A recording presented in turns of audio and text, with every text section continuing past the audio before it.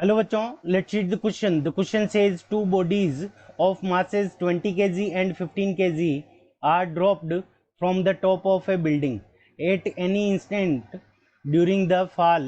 They have equal. Option A potential energy, option B kinetic energy, option C momentum and option D acceleration. ठीक है बच्चों. सो इस question के अंदर हमें क्या दे रखा है कि दो बॉडी है.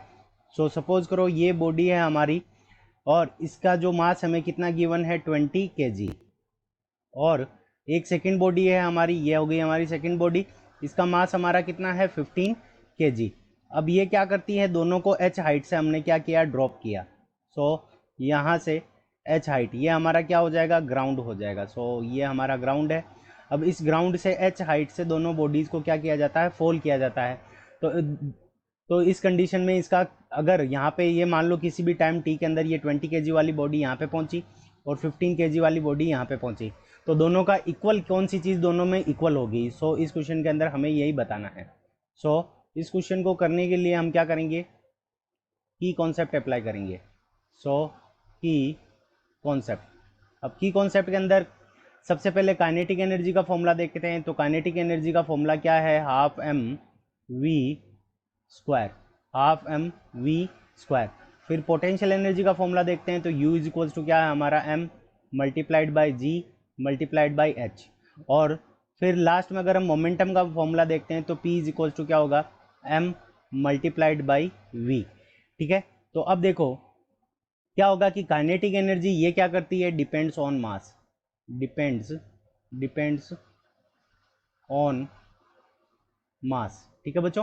तो ये काइनेटिक एनर्जी भी हमारी क्या करती है, मास पे डिपेंड करती है. पोटेंशियल एनर्जी भी मास पे डिपेंड करती है. मोमेंटम भी हमारा क्या होगा, मास पे डिपेंड करेगा. अब देखो वेलोसिटी क्या होगी इन दोनों की, अगर मान लो टी टाइम के अंदर ये यहाँ पे पहुंची, इनिशियल यहाँ पे इनको ड्रॉप किया, तो इसकी भी यू क्या है, जीरो, इसकी भी यू हमारी क्या होगी, जीरो. इनिशियल वेलोसिटी दोनों की जीरो होगी. अब देखो जब ये नीचे की तरफ आएगी तब इसके ऊपर एक्सेलरेशन क्या लगेगा, ग्रेविटेशनल एक्सेलरेशन जी. इसके ऊपर भी कौन सा एक्सेलरेशन लगेगा, ग्रेविटेशनल एक्सेलरेशन जी. तो यहाँ पे वेलोसिटी दोनों की क्या होगी, सो v बराबर u plus g t. V बराबर क्या होगा, u प्लस जी टी. अब u हमारी क्या है, जीरो. तो वेलोसिटी दोनों की क्या रहेगी, g मल्टीप्लाइड बाई टी के इक्वल रहेगी, g मल्टीप्लाइड बाई टी के इक्वल रहेगी. तो काइनेटिक एनर्जी दोनों की क्या होगी, अलग अलग होगी. जिसका मास ज़्यादा है उसकी काइनेटिक एनर्जी क्या होगी, ज़्यादा होगी. उसकी पोटेंशियल एनर्जी भी ज़्यादा होगी और उसकी वेलोसिटी भी क्या होगी, क्या सॉरी, उसका मोमेंटम भी क्या होगा, ज़्यादा होगा. तो यहाँ पे वेलोसिटी इक्वल होगी क्योंकि इनका एक्सिलरेशन क्या होगा, सभी का, दोनों बॉडीज़ का इक्वल होगा. क्योंकि यहाँ पे जो एक्सिलरेशन होगा वो उसकी वैल्यू जी के इक्वल होगी और जी की वैल्यू हमारी कितनी होती है, 9.8 मीटर पर सेकंड स्क्वायर. सो 9.8 मीटर पर सेकंड स्क्वायर होती है.